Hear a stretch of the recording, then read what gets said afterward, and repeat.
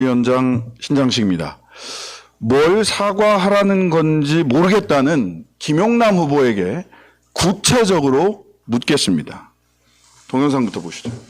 현실적으로 우리나라의 곳곳에 사실은 친북 내지는 종북 세력이 현실적으로 존재를 하죠. 사실은 작년에 있었던 이태원 참사와 관련해서 퇴진이 곧 추모다. 이거는 북한에서 그렇게 정해서 내려줬다는 거잖아요. 그거대로 이제 집회 고가 이루어졌고, 뭐 주로 지금 곳곳에 암약하고 있는 그런 사람들을 상대로 소위 공산 전체주의 세력 아니면 기회주의적인 추종 세력이라고 언급이 된 것 같습니다.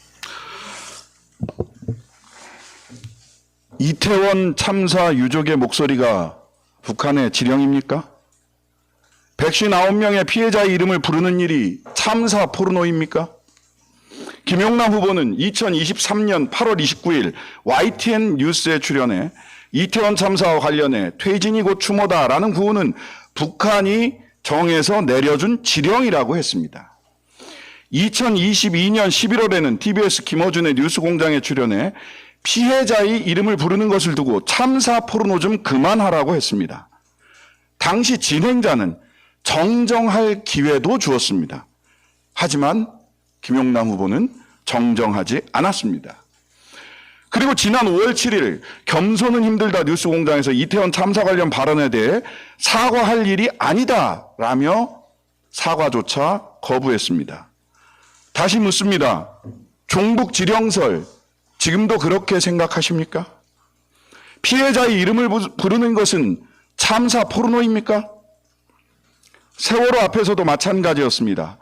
2015년 12월 2일 김용남 후보는 평화방송에 출연해서 진상규명 특별조사위원회를 향해 활동기한 내내 국민 세금만 낭비하고 있다고 매도했습니다.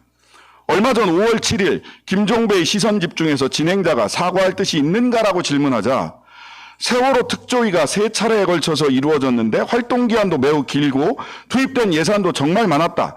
예산을 그 정도 사용하면 성과를 내야 한다라며 사과를 거부했습니다. 김 후보님은 타임머신이라도 가지고 있나요? 김용남 후보가 세월호 특조위 세금 낭비 발언을 했던 2015년 12월 2일은 박근혜 정부가 예산 지급을 미루고 미루다 특조위에 예산을 지급한 지 겨우 4개월 된 시점이었습니다. 그것도 요청 예산을 44% 삭감한 쥐꼬리 예산. 당시 김용남 후보의 세금 낭비 주장은 특조위 하지 말자는 뜻이었습니다. 자신이 성과주의자라서 그때 그런 발언을 했다고요? 네, 세금이 투입되었으면 성과를 내야 합니다. 그런데 성과는 어느 정도 활동을 했을 때나 그 평가가 가능한 일입니다. 그런데 김 후보가 특조위 성과 없는 세금 낭비 취지의 발언을 한 시점은 2015년 2월입니다. 3차 특조위는 그 7년이 지난 2022년 종료되었습니다. 미래에서 온 김용남이세요? 어떻게 2022년에 종료한 활동을 이미 2015년에 세금 낭비라고 평가를 하시나요? 2015년에 김용남을 사후 합리화하는 말장난에 불과합니다. 참 검사스럽습니다. 4.16 세월호 참사 가족협의회는 말합니다. 진정한 사과와 반성 없는 출마는 피해자와 유권자에 대한 또 다른 폭력이다라고. 이태원 참사 가족들은 묻습니다. 우리가 종북 세력이냐고. 우리 아이들의 이름을 부르는 것이 참사 포르노냐고. 김용남 후보님, 말장난 그만하고 사과하십시오. 국민 여러분, 기억해 주십시오. 심판해 주십시오.